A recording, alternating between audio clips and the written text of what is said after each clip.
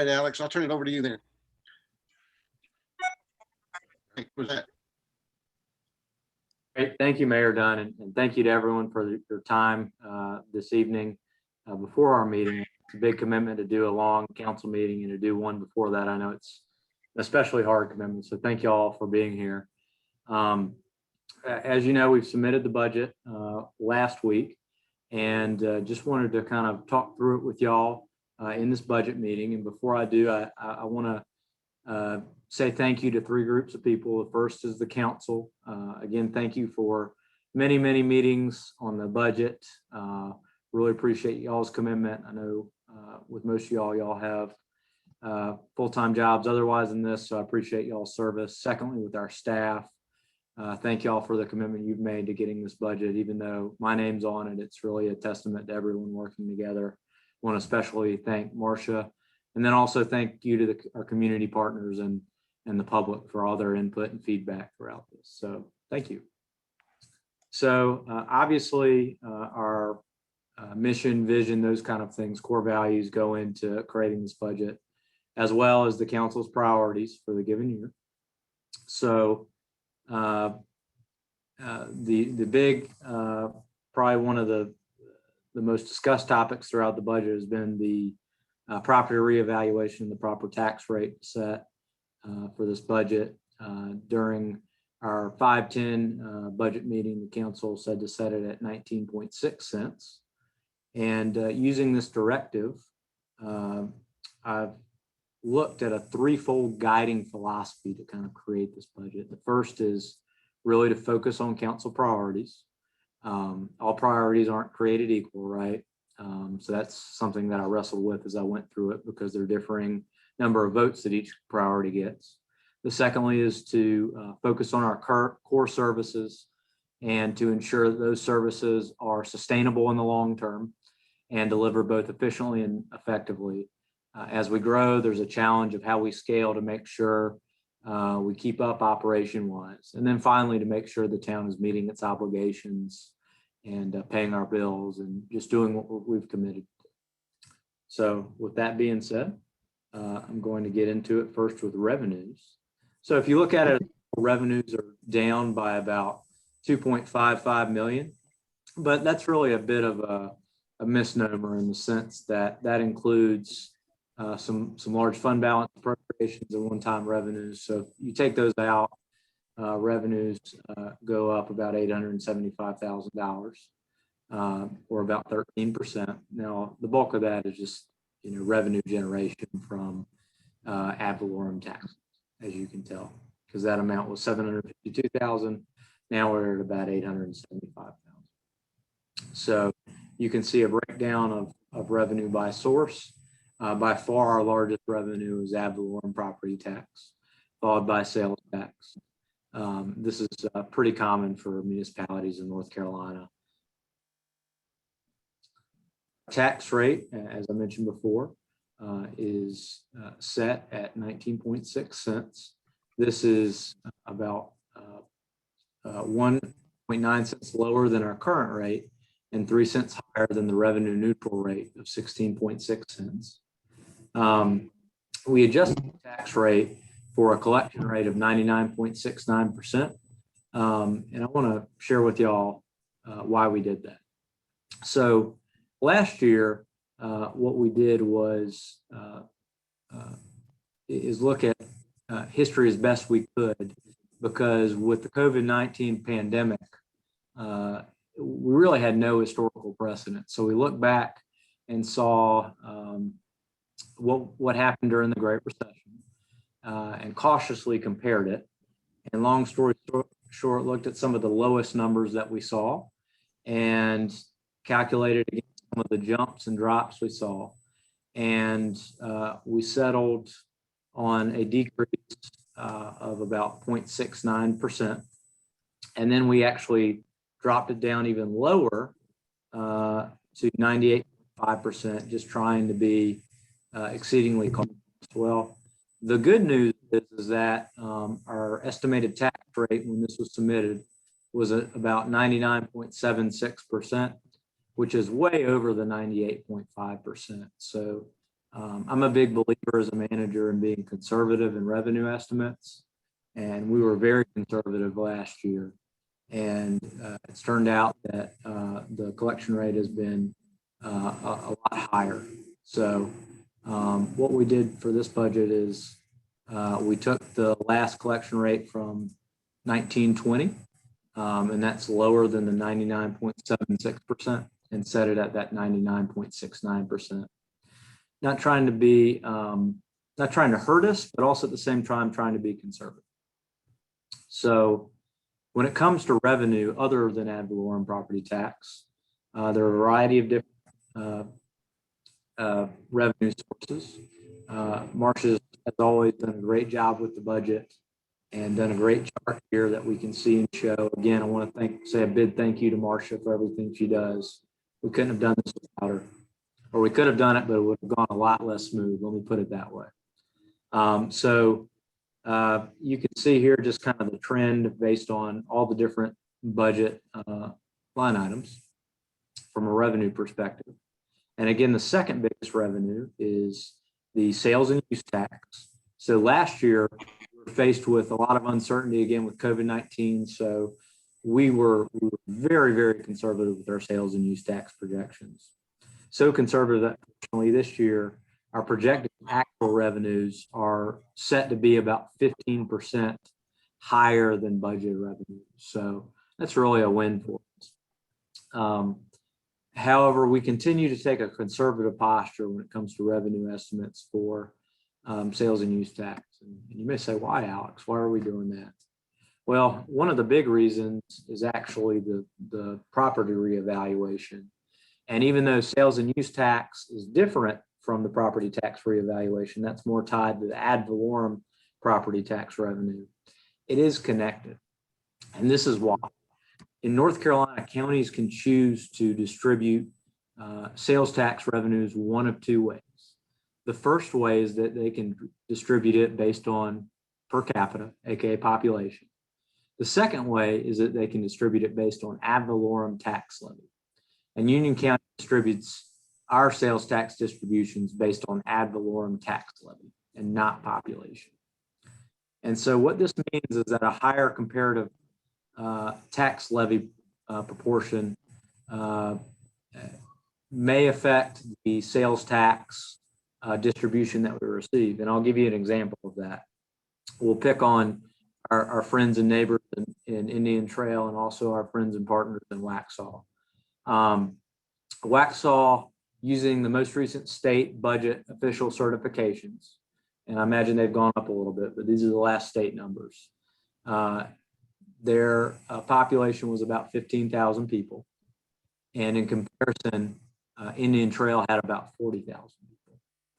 Now, if you looked at sales tax distributions for that same year, you would find that Waxhaw actually had a little bit higher of a sales tax revenue distribution than Indian Trail is. And the reason why is largely the property tax rate. Waxhaw's was 38 cents, Indian Trail's was 18.5. And the higher sales tax rate ended up causing a higher tax levy once they factored in valuation from Waxhaw to Indian Trail. And that's why, despite the population difference, that Waxhaw had a higher sales tax distribution than Indian Trail did. So again, what that means is that the higher the comparative sales tax levy proportioned out to the higher the sales tax distribution, it can affect our distribution. So what that means is that other Union County local governments have set their tax rate, and it changes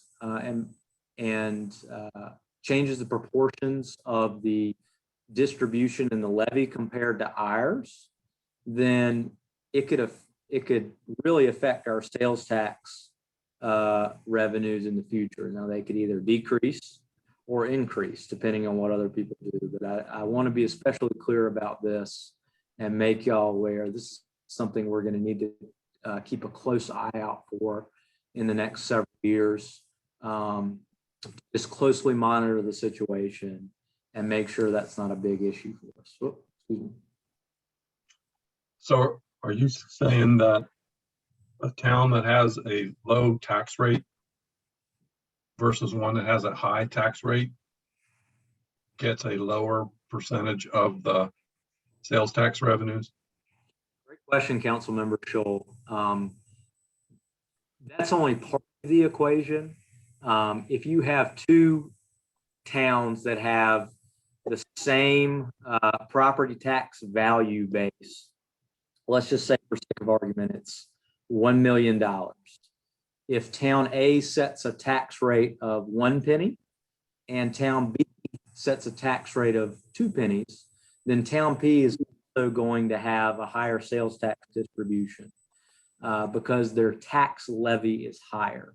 So tax levy is going to be your sales tax, or excuse me, your property tax rate plus your times your valuation. You calculate that, and based on the tax levy, that's what is going to dictate what the distribution is going to be. Does that make sense? A little bit. It kind of goes along with what I asked you earlier today. Is there? Yeah.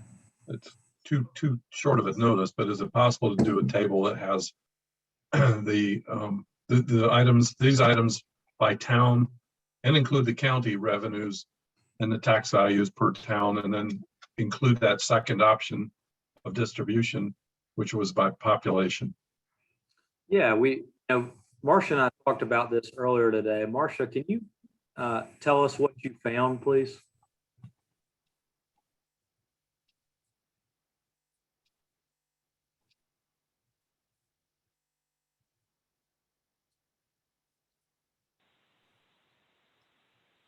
Marcia, can you hear me?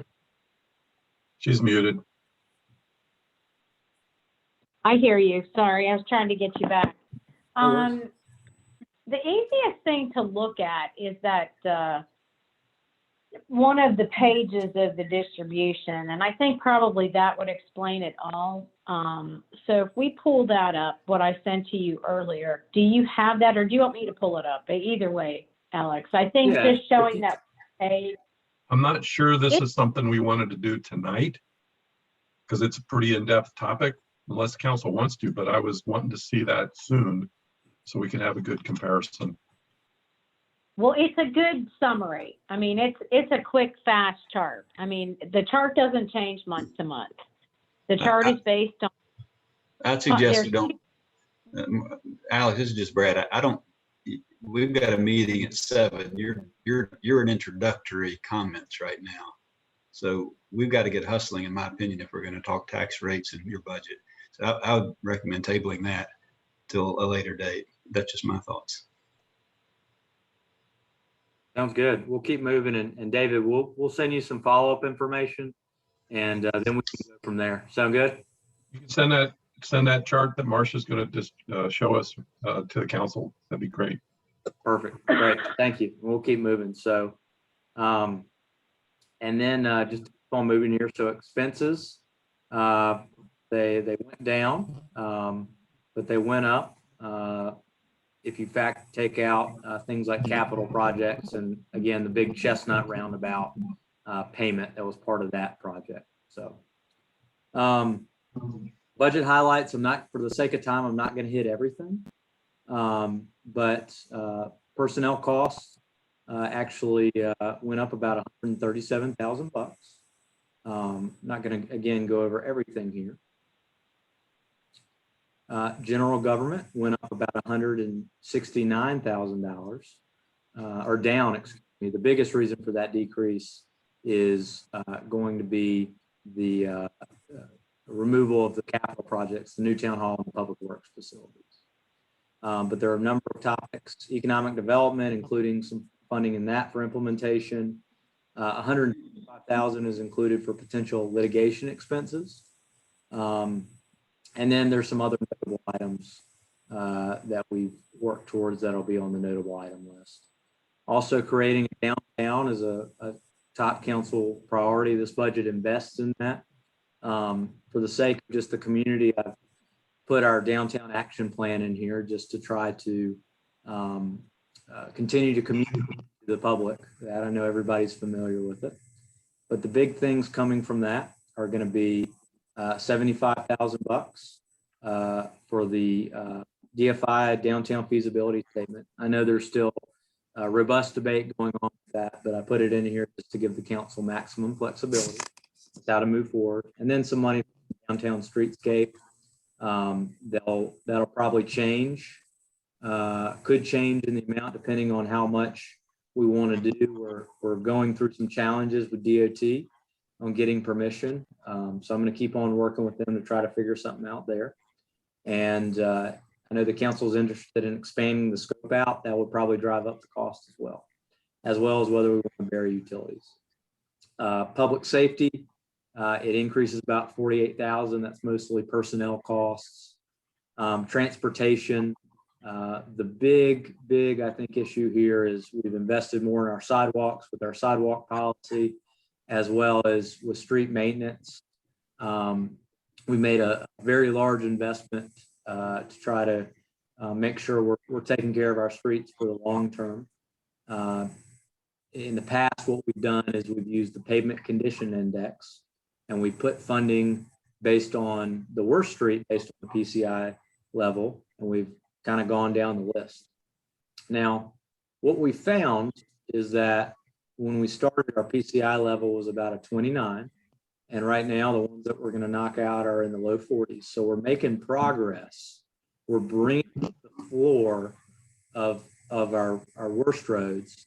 The problem is that the ceiling might be coming down quicker. And what I mean by that is our town roadways are deteriorating at a faster rate than the rate of remediation based on current maintenance funding levels. And really, to illustrate this, we've got about 53 miles of, roadways. And then our current fiscal year, we're estimated to resurface less than a mile. And at that rate, we would be resurfacing all our roads within 63 years, which is at least double and more in some cases, the average hypothetical lifespan of a residential road, although that varies a lot based on a variety of factors. So in looking at this chart is really key here. This shows the roadway preventative maintenance. And this is the PCI levels. It's the same kind of color-coded scheme that we use. Here's a 0, here's 100. And you can see here, the better a roadway is in, the cheaper it is to do maintenance on it to prolong the condition. It's like anything. It's like a car. It's like anything. So you can see here the kind of sweet spot that we want to kind of do maintenance on is kind of at the bottom level of the satisfactory ranking or the very top of fair. And you can see because after that, the cost to maintain and remediate, it dips down very sharply and gets ever sharper. So where it's, $1 or $5 right here, it can be not, double that or triple that in some cases here. So because it's more cost efficient, what we've done here is essentially we've added an additional $275,000 to the budget based on our model to kind of help increase the efforts we're doing to improve street remediation in town. And traditionally what the town of Stallings has done has been more kind of resurfacing. That's been our street work. But what I would suggest is that there's some other things that we can do instead of kind of milling and resurfacing, which is kind of in this range. There's some things that we can do earlier on in the lifespan that can help prolong and make our approach more cost effective. So putting this, I'm sorry, was there a question? Continue. I'll ask later. So our one of the things we talked about during the budget workshop was, looking and saying, all right, let's take our roads, let's maintain them based not just on the PCI index, but trip volumes, things like that. So that's something our staff are working on, updating the policy and conducting a more comprehensive analysis of our roadways, determine how the town can best maximize our dollars to extend the roads. But once that complete, we'll have a better understanding of how the town can really maximize the dollars that we're setting aside for asphalt. But the bottom line is that in order to really take a cost-effective approach, we're going to have to start putting more money in for this. Have we ever done routine maintenance at the early part of a road's life? Or do we always and only wait till it's catastrophic and needs to be replaced? Well, I wouldn't necessarily use the term catastrophic, but to my knowledge, I believe what Stallings has done has been milling and surfacing, which isn't the complete rebuilding of the road, which I would probably categorize as catastrophic, but it's certainly not doing. There's probably some less costly ways to do things if you get to roads earlier in their lifespan, things like rejuvenation, things like crack sealing. There's all sorts of sealants you can spray down to prolong the life of roads. All right, and environmental protection, there's nothing changing much there. We've adjusted that based on CPI and growth estimations. Planning and zoning, not much changes there.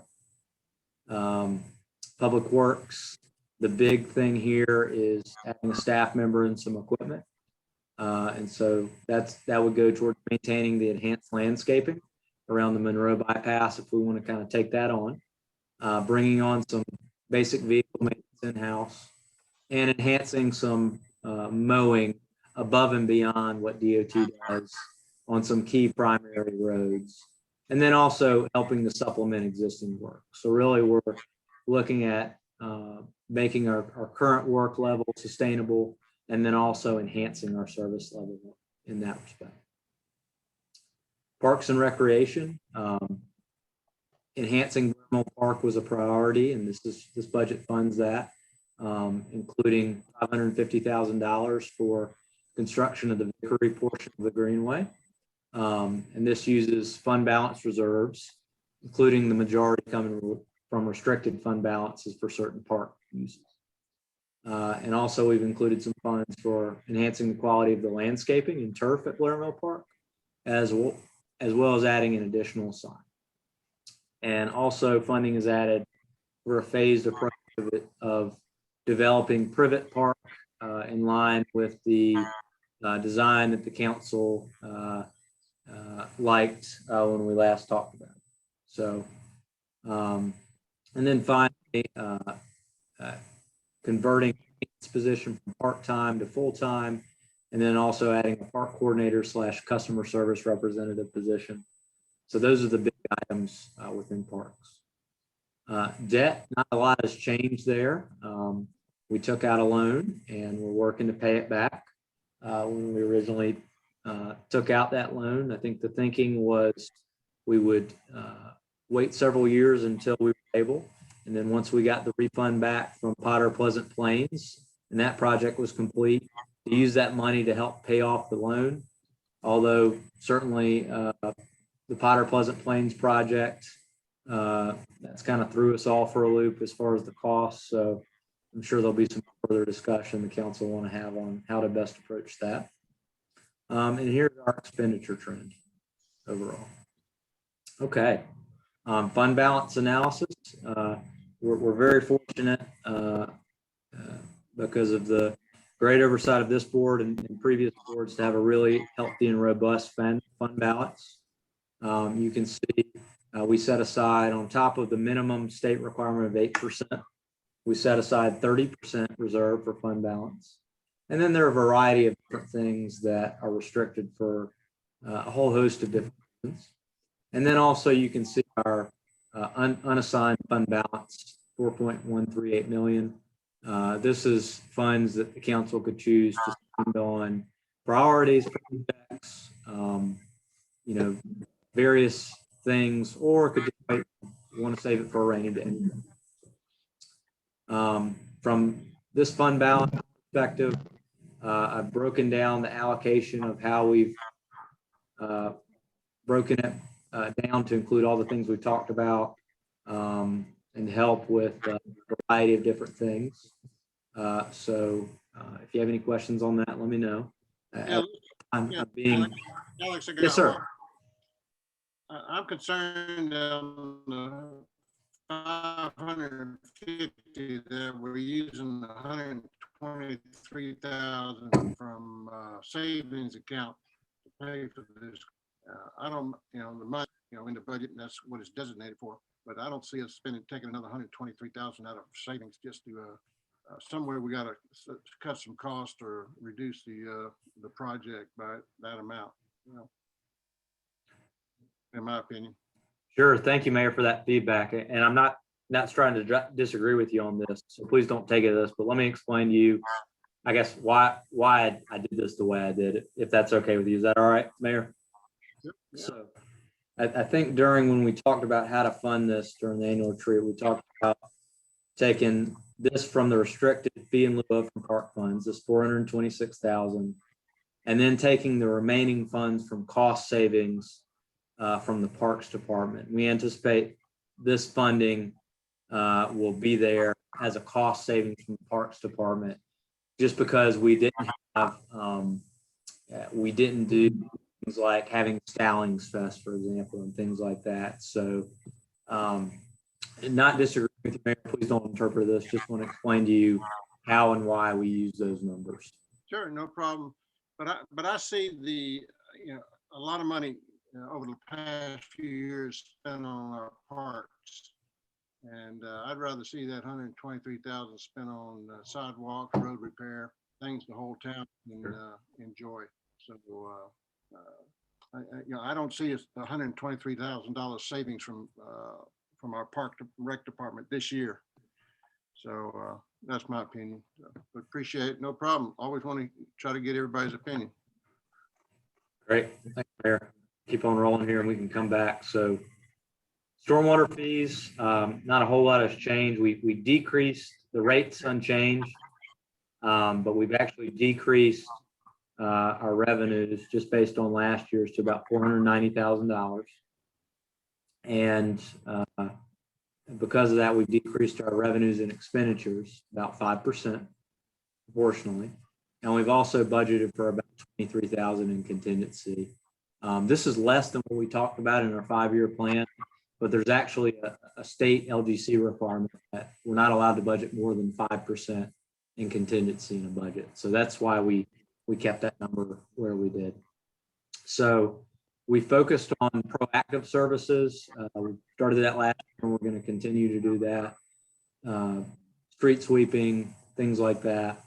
And then also the historic goal has been to maintain a minimum of about $1 million in fund balance for stormwater in case major repairs come up, because those stormwater projects can be very, very expensive and they can come up with you real quick. So, and then as of April 30th, we're set to have about $1.3 million.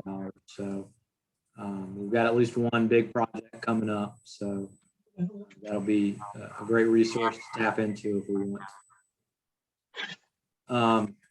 So you can see the trend data here.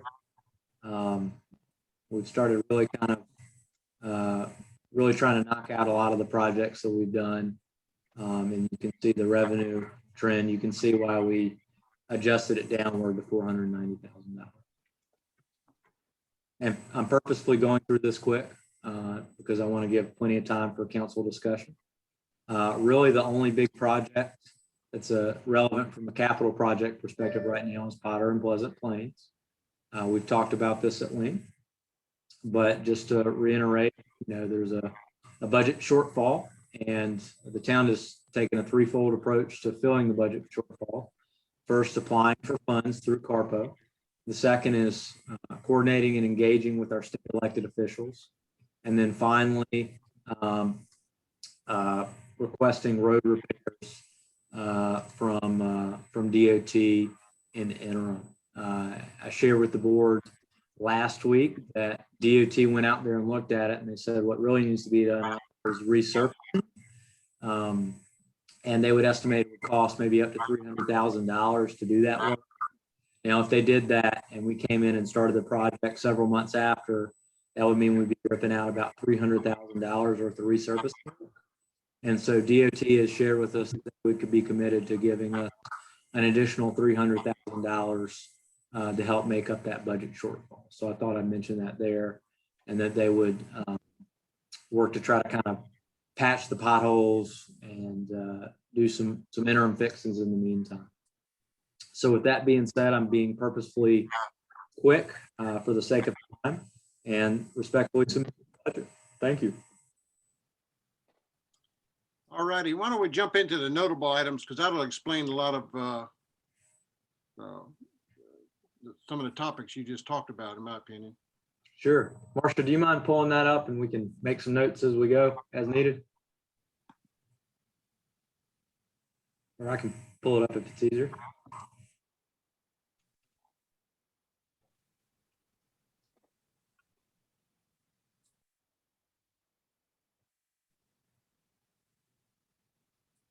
You know, I asked the council to provide you some feedback on what's the priorities for the notable items, and I didn't get copied on anything. That doesn't mean there wasn't any submitted, but did any council members submit their priorities? No, sir, not that I recall. Had some verbal conversations about the budget, but no official, I think, formal submission. So a lot of these were staff decisions. All right, no problem. That's right.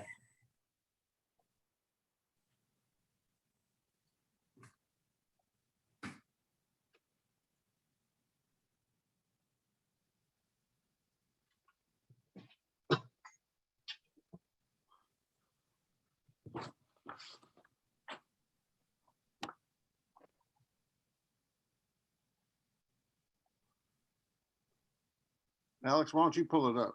March must be having a problem.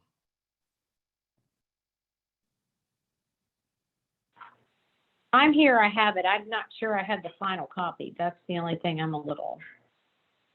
'Cause I know I sent it to him, but he sent it out in PDF format. All right. That looks like the one I'm staring at on a piece of paper here. This is it. Here she blows. All right.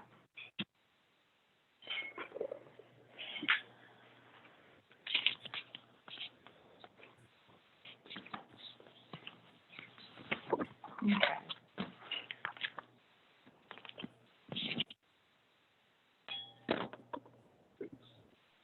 All right, Alex, you want to take the ball? Sure, I'd be happy to walk through this if it would be helpful. So first thing on here, the demolition for the two properties on Stallings Road. One of those properties is still cash flowing and the other one we don't own yet technically. So we left that. The next was the front entrance of the Old Town door, getting those up to code and get them for security reasons. That was on the CMIP last year. The board had asked to push that off a year. So that's in there. The economic implementation contractor, this would be partnering with Union County Economic Development to have them provide a certain number of hours per week for implementation of the strategic plan. But just let me stop you a second, Alex. Does everybody understand when the column says manager draft, the why? Yes, it's the why means he's included. Alex has included it in this draft budget. Well, Yeah. I understand that piece, but what about the green shading?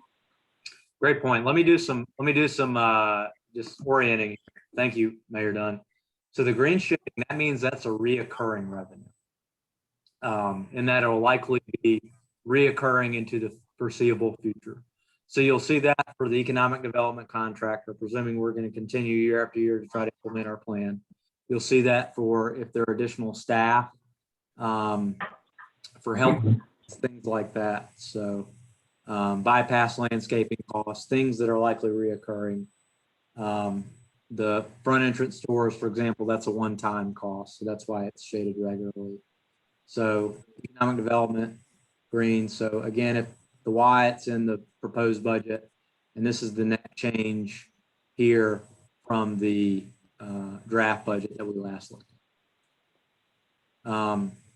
Moving on here, DFI, downtown feasibility analysis at $75,000. that's in there. Downtown's a priority. I know there's still robust debate over that, so it's just in there as a placeholder to give the council maximum flexibility there. DFI Phase 2 and downtown site control. Phase 1 will help determine those costs, so those are not included. Downtown streets at 98,000. This is just for the cost for engineering in front of the town halls. As I've explained in the budget at length, there's some reasons that as we explore streetscape, that cost may go up. But I put this in there as a placeholder. I'm sorry. Communication, that was not included in the budget. It's a good thing. It would be helpful. But to do that, it would take away funds from a higher priority or a sustainability of core services or an obligation. So that was the logic for leaving that out. Outsourcing payroll, that was included in there, so that doesn't change anything. The citizen survey, we still don't know what a cost estimate is going to be. We're still going to go ahead and get this. We put a placeholder at $30,000. That seems high to us, but it's going to be higher than we think, but I don't think it'll be that high. But it pained me to leave this out because I really think I like the idea of doing a citizen survey and getting feedback. But at the end of the day, I didn't know if we wanted to go and use fund balance to do it. Performance evaluation, we had to delay that because of the pandemic. So trying to finish out some training there for supervisors. Health insurance renewal at 13,000. We talked about that.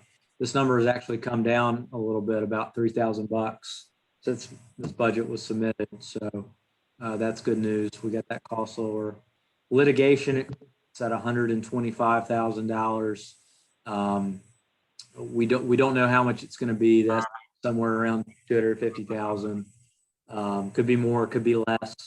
But in talking with legal, 125,000 seems like a good number because if a lawsuit's filed, discovery costs are going to be one of the more expensive costs because of all the document review. Police department, police department, not a lot of changes here. A lot of their items were already in the capital improvement plan. Transportation engineering, you can see $15,000 for bypass landscaping costs. That's to help with irrigation costs and annual beds, the things we talked about with the board previously that it wanted to see. And then continuing on the transportation plan, those funds are already in there. So either we would try to do it in-house, but depending on what the council wanted to do, how extensive we wanted to get with it, we may need to bring in a consultant. So we just need to have that conversation in the future. Powell bill, that money is still in there for sidewalk and road repair. And then again, we also offered an additional $275,000 towards road maintenance work. The big cost for Public Works, again, we're adding a position and then adding some additional equipment, tractor attachments to lift for the maintenance shop. And then finally, Parks and Rec, another big one with trying to enhance the landscaping over at Blair Mill Park, adding a sign. We've got a very nice engineered Park and Rec signage plan for greenways in our park system. And that cost is probably a little bit high, but we would estimate, we haven't gotten any of those signs yet, but Terwilliger Pappas for the Solis apartment complex, they're having to build a greenway for us. And as part of the DA, they're required to put in one of those signs. And the cost that they've gotten, they being in the private sector, is about $7,000 to $8,000. So we want to make sure there's sufficient funds in there for that. And then we have two entrances to Blair Mill. Don't we need a sign at each spot? I'm sorry, did you say something, Joel? Yeah, we have two entrances, two parking lots at Blair Mill. Don't we need a sign at each location? That would be ideal. It'd just be a matter of budget, right? Or we could do you could do a nicer one and then try to do something, try to come up with something on the fly. Also, try to make it look as nice as we could for one of the two entrances. But Alex, can I speak to that? yeah, please, Ashley. Thank you. Mr. Scholl, we also have a Greenway sign that's going to be put in with the crossing there at Blair Mill that will identify that area as well. So our idea was to start and put the first sign on the Fairhaven side, since we know the Greenway is going to come with a sign. And then as we develop out the other side, put a new sign on the northern side of the property. All right, I'm just kind of, well, we'll discuss this, I think, later in the council meeting tonight, what we're going to talk about signage and stuff like that. So Sure, and those comments came after we had prepared this. So obviously everything's up for, further discussion. all right. Thank you. Great. Thanks, Ashley. And park enhancement.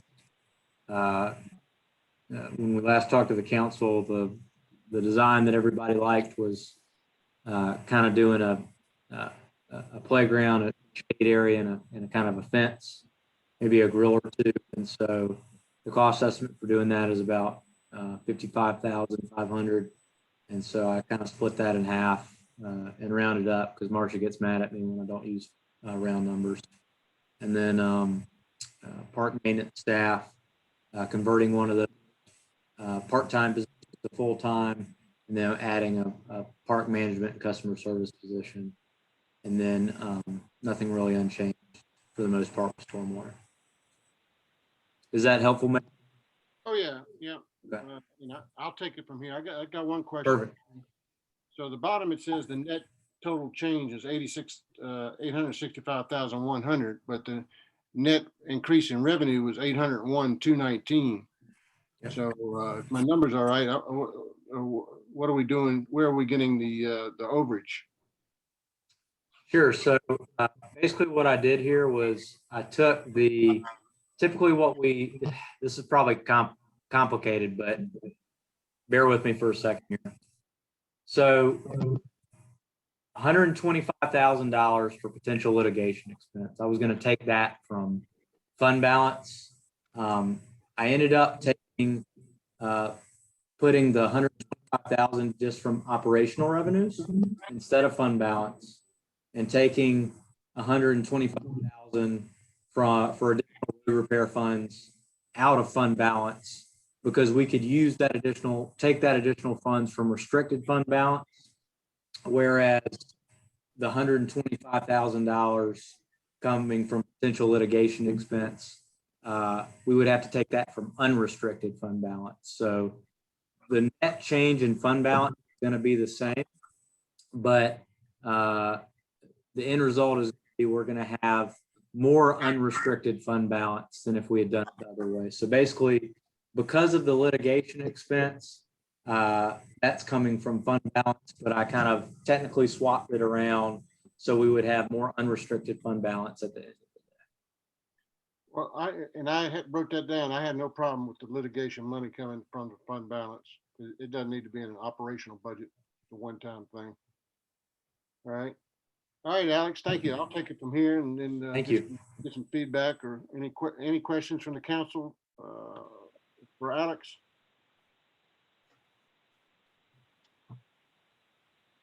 Or we can go down these one by one. Let's go. Can you get to the first page, Alex, please? All right. So these are the priorities that staff and they've heard from the council, and so it's an additional that the 3 cents extra on the tax rate that's generating $801,219 that we're going to spend. So rather than go line by line, I mean, we can do it that way. Or does somebody have? Oops, we lost it, Alex. You're muted, Alex. Sorry, y'all. I'm pulling up the Excel spreadsheet. So if we need to make any changes, I'm going to type it in there. Mayor, I did have one final question for Alex, if I may. Sure. Yeah, so Alex, and with regard to savings from this current budget year because of the virus and cutting expenses and all that, Do you know the amount of money, or Marcia, how much we'll be adding to fund balance this year? I don't know that answer, but we can find it out. If Marcia, do you know? I believe it's in the budget message where our projected fund is going to be. And I want to say it's 608,000. So yeah, I'd like An clarity. additional, I'm sorry, an increase of 608,000 from this fiscal year's expenses. I apologize. So we have savings of 608,000 that are being added to fund balance, correct? Correct. Okay. So then sort of as a baseline for me, Mayor, I'd like you and Linda primarily, if I may, since y'all have been on the council the longest, and certainly this question's open for everybody, but maybe start with you and Linda. What is y'all's position on fund balance? It's savings, of course. You could call it rainy day, but that number is ballooning up by 15% or more, maybe. I don't know what the number is. What's y'all's thinking about fund balance as a source for one-time expenses at the end of a budget year where we've got significant savings? How much is enough and how much is too much? That's my question, I guess. I don't know. Well, historically, the fund balance has been about 300,000, and that's always my sweet spot. They're never going to, CAT staff is never going to hit it on nail on the head because revenue changes and things come up. But my thought on spending fund balance is always to not spend it on operational costs. If we have a one-time piece of equipment we need to buy or something like that, a capital expenditure, but not to include it, use it to funds for operational costs. So I guess I see Alex delineating some of these future expenses as recurring and one time. I get that we don't want to spend fund balance on recurring expenses because we carry those forward. But in a year where we've saved 608,000, one of my questions is, would we not? Well, it kind of goes back to that. I guess it may go back to your comment about the Blair Mill Greenway completion. Would we not use? What is our guide? Is there a guide? Is there a policy beyond using of that 608 we've saved? Why can't half of that 300 or so be used to do those one-time? You just start taking down Alex's list, the one time for front entrance doors, one time for DFI, one time for those non-green funds, and not carry those expenses into the next budget year. But that's where I'm struggling. We're going to raise or propose raising taxes, yet we've just saved 600,000 into a unrestricted class of funds that we don't really have a policy for. It's just rainy day, and I appreciate that. I just don't know the policy governing that use of those funds. Oh, it's no policy. It's whatever the council wishes to spend them. But my thought is, you save 608,000. Why don't you apply that to the $801,000 worth of tax increase, and so you'd only have a tax increase of $200,000. That would be. Well, no, that's exactly what I'm sort of questioning is why not pick up some of these one-time costs like the Blair Mill improvements that is assigned, and pay for those out of some savings, and then you don't need to pull 801,000 out of folks' pockets for taxes. Right. Well, I certainly would support that. I think it's a good point, Brad, but at the end of the day, we've had folks asking for more sidewalks, folks asking for greenways, folks asking for Blair Mill Park improvements for years and years now, and they're still waiting. So we put the money away, but we don't seem to be capable of spending it on the priorities of the community. Yeah, let me, I don't want to monopolize, but that is a great point. And what I said last time, you probably don't remember, but I went back and double checked. In 2008, we went revenue negative on the tax rate. which was fantastic. And I did the math on my home, by the way, and that council saved me $500 over the course of 10 years, right? From, 2009 to maybe 12 years, $500, which is in aggregate. That's not insignificant, but it's not world life changing. But I do appreciate that they cut taxes in 2008-9. But it was revenue negative. Had we kept revenue neutral, our tax rate today would be 22.78 instead of 21.5. So I could logically leap to, we should be probably at 22.78 in 2015, and now be talking about a different revenue neutral number.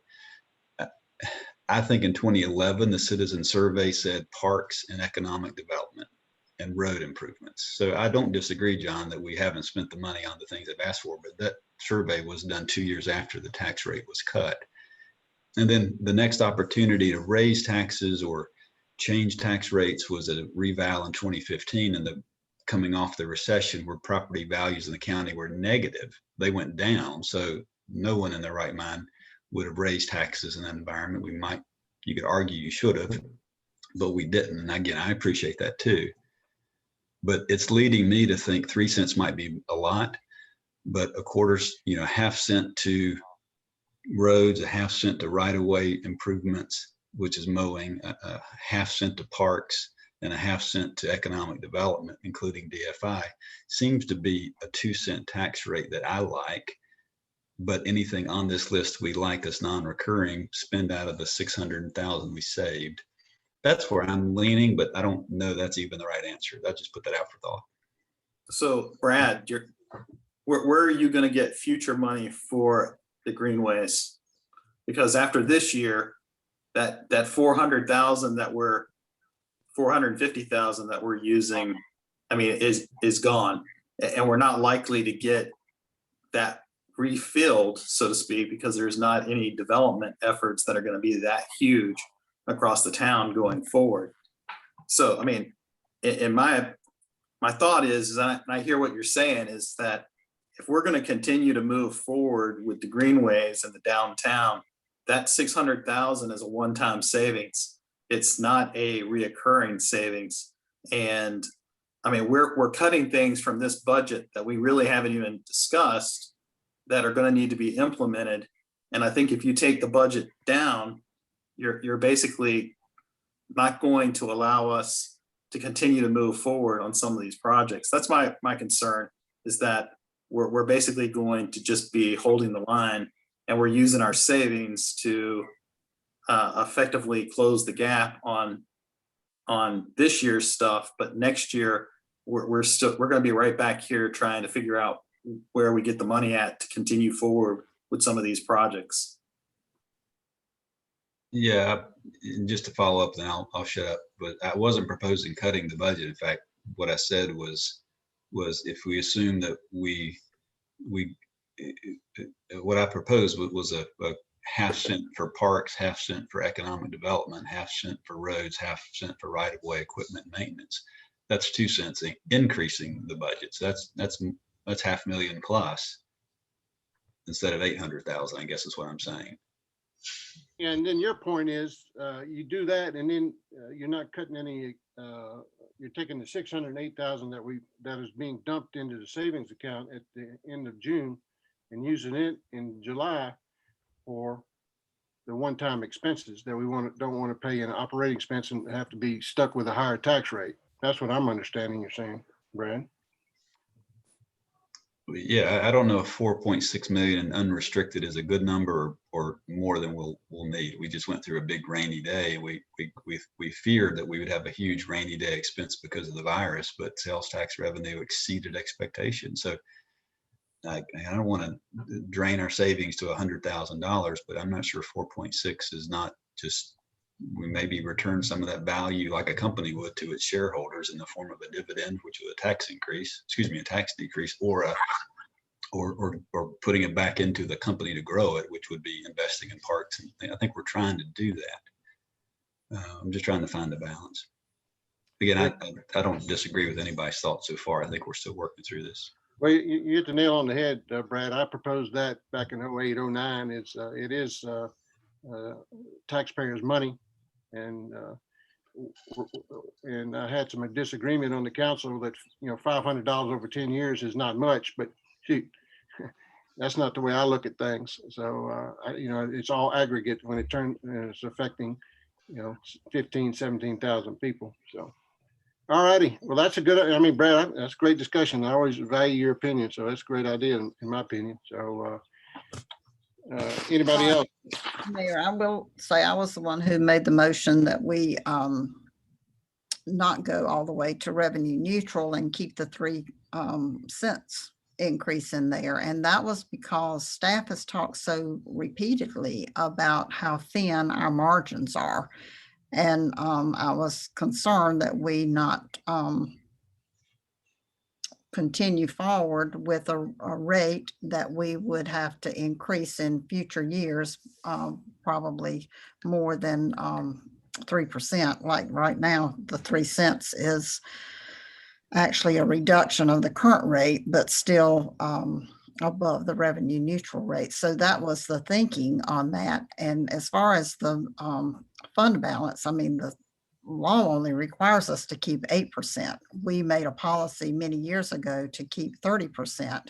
And I don't know what that 4 million sitting there is. It's probably a good bit more than 30%. Alex, do you know what the ratio is there? I don't, but I will say that's an addition to 30%. Yeah, it's an addition to, we've got another line item for the 8% state and then 30% policy plus, and then you add to that unrestricted 4.6. That's sort of that's what I was scratching my head about. I feel like we need a policy on that extra money each year, but I would be really interested to see this exact budget proposal highlights with a revenue neutral figure, and then we can decide, do we want a tax increase or not? And if we do, how much and why? The way we're doing it now, we blend it all into this budget, and I'm not real comfortable with raising taxes and in the middle of a budget reval situation.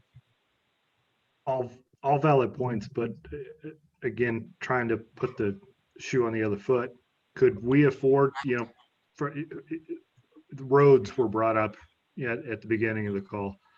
I don't even think with our reserves, we could even, pave Shanamara entirely. How are we going to pay for the rest of the roads in the community that are already a source of complaints? And I'm with you, John. For, again, anybody who's on social media, the constant compare here, and I want to make it very clear for you guys. People are going to Matthews to be a destination. They're going to Indian Trail. We are fundamentally have to decide whether or not we want to be a place where people come to, or people go just live here and go somewhere else to spend their money. If you go on social media, you can bring up 20 threads about how we're not delivering what the public has asked for. And every time in the last 2 years that I've been here, when these come up, the first thing that comes up is there's no money to do that. Mayor, you've asked for a Christmas parade 3 years that I know of. And the answer is there's no money in the budget. I guess my question here is I see this as an opportunity to allow us to do some of those things we've been putting off. And yet at the same token, it seems like we're restricting ourselves to the point that we can't even deliver the things that we've promised the public on. And to me, that feels like you're not saving them money. You're not actually using the money that they are giving you to do the things that you've promised. So I guess that's my problem, is that if we're not going to do what the people want, then all this is just kind of useless, in my opinion. That's the problem that I'm running into. I'm not necessarily saying no to any tax increase. I'm saying no to this process of, basically it's hiding a tax increase in the middle of our budget and reval, and it complicates things, and it's not very transparent. If we want it and we can justify it, it should be able to stand on its own. Fair point. Stephen, so what projects would you like to see funded? I mean, just look here. Just look at what's on the screen right now. We're gonna replace town hall doors for $29,000. But the flip side of that is that we're going to cut a project that we've talked about several times. Blair Mill, or I think it's Blair Mill Park, their budget has been cut by that same amount practically. If you scroll down, Alex. So Privet Park enhancements, something that we've legally obligated to do, is $55,000. We had to cut it by the half of the locks to be done. And so, which is more important, the locks or a legally obligated park that we've already told the citizens that we were going to deliver on? I mean, that's where these are the questions that I'm asking here. I hear you, so I'll ask you again. So which ones are the ones you would like to see funded, not the ones not funded? Which one would you like to see? So you'd like Mr. Mayor, I don't know if it's me or you, but you're coming in very, very quiet for me. how about now? Better. You still sound very far away. Well, yeah, I don't know what's up with that. Well, Cover is your it just me? microphone. But what I was asking for, which projects would you like to see funded? Well, I mean, I generally like the idea of what we've got on the plan currently. Except for I mean, I still want to continue to push forward with the Blair Mill Park that's enhancements. However, I'm not just thinking about this year's enhancements. I'm thinking about the requirements that we're going to need for next year and the budget that we'll need for that budget session. So 22-23 budget session. I mean, I just don't want to think about this year and make a budget that works this year, but we effectively cut our knees off and we don't have money when we go into 22-23 discussions next year.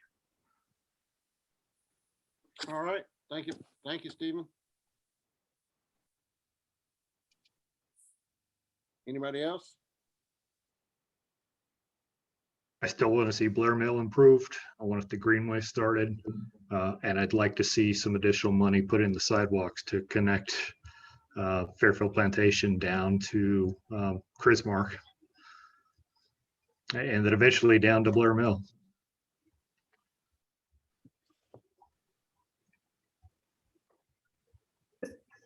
I guess again, Mr. Mayor, is that next year's budget, we're not going to have any money for any Greenway work based on how I've calculated it. Because we're going to be used up all the in lieu of money that is currently paying for the Greenway. Well, did we promise the town another Greenway section? I don't know if we did. I think we've presented an entire Greenway project, right? Yep. Yeah, green project. Yeah, I mean, yeah, we have several projects on the board. That doesn't mean they all get funded. I think people realize that. Well, with the gotta way think we've been about- funding the last few years, they'll never get funded. Well, you miraculously come up with $500,000 and then we'll fund them all. So are we going to take it out of fund balance and keep spending savings? Maybe Brad's right. Maybe 4.7 is too much. Well- Like I said, in 08, 09, I asked the council to give that money back as a stakeholder. So, it got voted down. So if that's what you want to do, speak up. This is Brad again. I feel like Steve and maybe John, I'm not sure, thinking I'm asking for you the pure revenue neutral rate of 16.6. I'm not. I'm looking at and I agree, Blair Mill Park is critical. I've said if we're going to have a park, this was one of the first things Linda told me when I was sort of driving the town with her, thinking about maybe becoming, or maybe right after I took the seat. I think we all agree Blair Mill Park, if we're going to have a park, we ought to do it really well. And I don't think we've met the standard there, but what I see on this is additional landscaping, and then I don't see much else except for a food truck pad and utilities. I'm not sure that's the right improvements. I could be wrong. And then the Greenway plan has always been pitched as a generational sort of long-term plan. As development happens, we add on to it. So again, I'm of the opinion that 4.7 is probably too much to have in a rainy day fund where we've got another 30% sitting there. I'm just asking for clarification on what would we want to spend one time out of fund balance to jumpstart some of these critically important things. Yet, And Brad, my concern is that we're going to, and you know, I love you guys. I don't want to be, we I love don't you want to too. feel like I'm against you guys. It's just, my fear is that we're going to cut the rate to match this year's budget. But the following year, we're going to be back here and we're not going to have any of that revenue savings that we've got this year. And we're not going to have any additional funds to continue some of these projects. So that's my concern, is that if we go too low, the little bit of cash that we're going to get from the 3% will, I mean, some of that will be gobbled up by inflation. And then we'll be left with not enough money to move forward on some of these other areas. And let's be honest, if we look at this budget right here, I mean, there's some things here that we haven't even talked about, like the second phase that could be more expensive for downtown, or other opportunities that we may, I mean, there's no money in this budget for potentially covering controls for downtown building. And so my concern is just that we may lower the tax rate to work with this year's budget, but ultimately end up hurting us in the next year's budget and the following year budgets. That's my concern. Steve, Steve, it's illogical to think you can't do a budget exercise every year and increase the tax rate next year. I'm proposing it. Well, I'm not proposing it. My thinking was a 2-cent tax, 2 cents over revenue neutral, which to David's point, it just happens to be in a year where the reval, so it's going to perhaps not be paid attention to as much. And to just be frank, the rate's going to look lower on paper. But every year we have a budget discussion, and to David's point about doing it in a non-reval year, there's nothing that says next budget season we can't propose another cent increase. For, again, it requires us to sell it. It requires us to go to the citizens, have a public hearing, and say, okay, we'd like to add another cent on top of what we're paying now for Blair Mill Park and Greenways. We're acting like you can't do this except in a reval year. I don't understand that. I think the perception, at least for me, is that, I mean, you're going to give back money this year and then potentially go and ask for it back next year. But we're not giving any money back this year. Well, their taxes are going to increase, Steve, in a revenue. This is a revenue positive budget we're talking about, even at 1% or 1 cent or 2 cents. So no one's taxes are going down unless we do a net revenue negative, which I think we perhaps did 12 years ago. Yeah, and we've already voted on the 19.9, and that's why Alex brought us this budget. So. right. And my only concern is that we go any lower, that we will be back here next year, not talking about a tax rate increase. What we're going to be talking about is what are we not going to be able to do next year because we potentially did not have that extra cent. That's all. Well, because nobody wants to talk about raising taxes, right? Well, that's a philosophy of whether you believe we need to live within our means, or you see some projects out there that need additional funding. That's just a personal decision based on feedback you get from the town folks. So we can increase it, decrease it every year. We're not stuck at one rate. So okay. And my general feeling is that people feel like we haven't been delivering. I mean, that's just kind of the impression I get from discussions that I have with folks. Well, I'd love to talk to them, and they can call me anytime, and we can go over what we've done for them over the last many years. And so, if they want restaurants and or schools and things like that, they're talking to the wrong people. But, I think we do a lot for the town. Okay.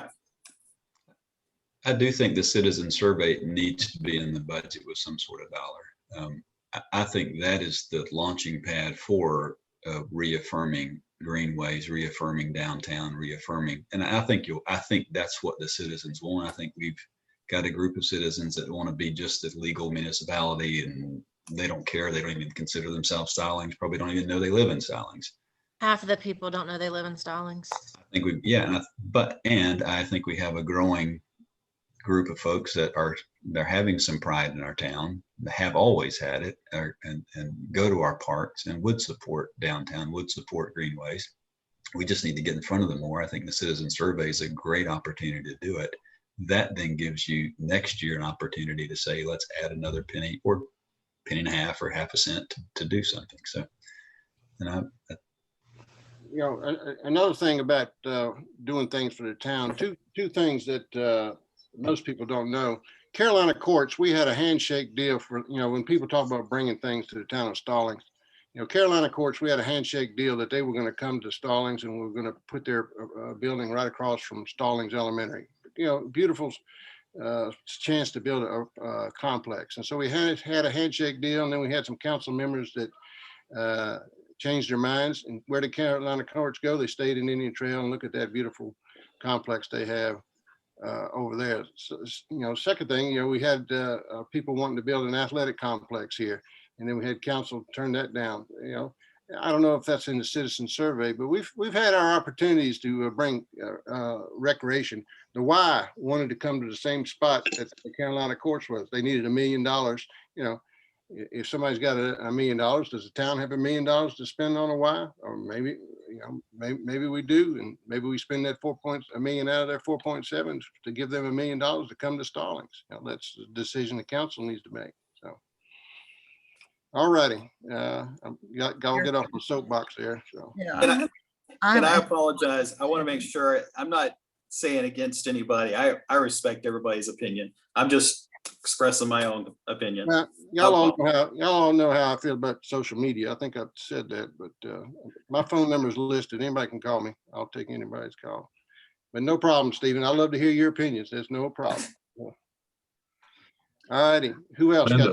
Mayor, I wanted to say something because I think this is discussion that we probably needed to be having weeks ago. This has been a frustrating budget year for me because we aren't able to sit around the table and talk about things. And I think you had suggested early on that we not do like line by line, but in the past we have done that. And there are things in this budget I don't support, and there are things I would rather see included that maybe are not included. So I wonder what would happen if we each took this line item budget and just kind of went down and kind of voted. I don't necessarily mean as a group, but individually, and give that feedback back to Alex, because we didn't give him the feedback he probably needed to develop this budget. And, I take responsibility for my lack of doing that because I could have, should have, and didn't. But I just feel like maybe we're not quite ready to adopt a budget yet, because we're having discussion tonight that hasn't been discussed before. Well, you're right. It's more difficult doing this without having those spreadsheets in front of you and being able to go down it line by line. There's no doubt about that. But plus the Zoom thing is really hard to follow. I'm zoomed out. But we'll get through it. So, what does everybody think about Linda's suggestion? Doing the line by line and then getting feedback. We need to get feedback to him quickly.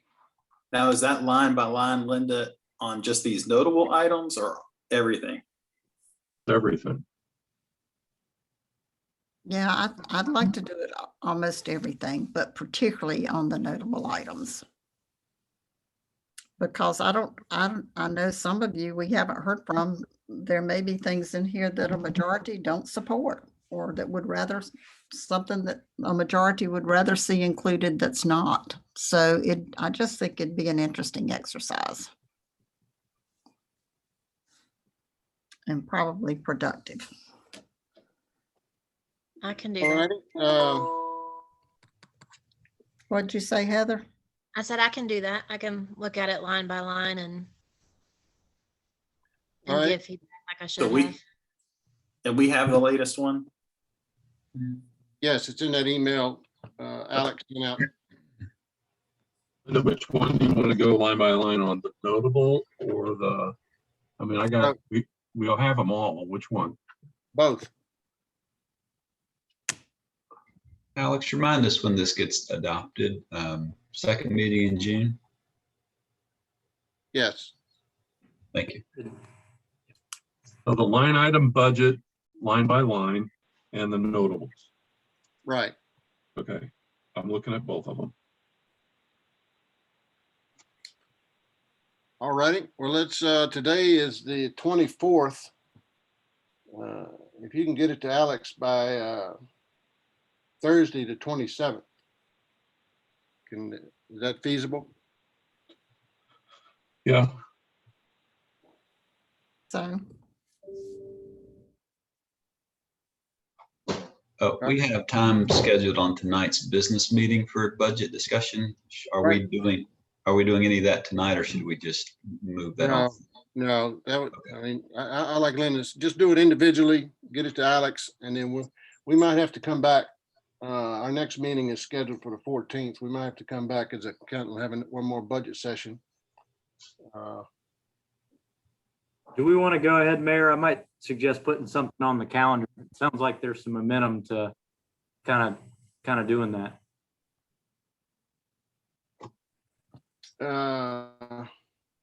Yeah, so our next meeting is the June 14th. So do it on June 7th. Monday, a week before the meeting on, let's do it, since we don't have a council meeting, let's do it at 7 o'clock. I gotta, Mayor, June 7th is when we were supposed to speak to the county commissioners about the quarter-cent sales tax. oh, that's right. All right. about 6-8. What'd you say, David? 6-8. All right, Tuesday. Heather, can you make the Tuesday at tonight meeting? No, I can only do Mondays. What time's that meeting, Linda? I haven't checked, but I think it's probably 7. 7? I can do a 8:15 Tuesday night, if that's Oh. not too late. Okay. I'm all right with that. I can do that. Sure. Do it too. Everybody else? Stephen, John? I'll have to let you know. Yeah, I'm good with that. All right. Well, Alex, 8:15, June 8th. Okay. All right, motion to adjourn. We got 7 minutes to grab something to eat. Thanks, everybody. Make a motion. I'll second my own motion. Motion by Brad, second by David. All in favor, say aye. Aye. All right, see y'all in a bit.